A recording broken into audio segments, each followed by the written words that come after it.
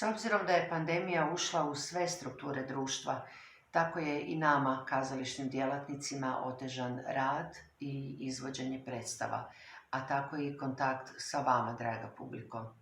Te vam se ovim putem u ime svojih kolega i u svoje osobno obraćam i želim se zahvaliti što usprkos strogim mjerama predostrožnosti kojih se naše kazalište vrlo odgovorno pridržava, vi dalje dolazite na naše predstave i aktivno sudjelujete u odabiru vama najdražih predstava i najdražih uloga.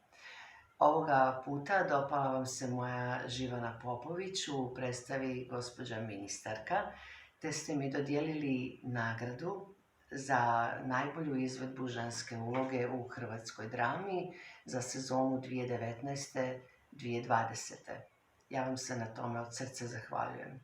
Morate znati da nama vaša podrška jako puno znači, jer bez vas i naš posao u kazalištu nema smisla. Budite i dalje sa nama.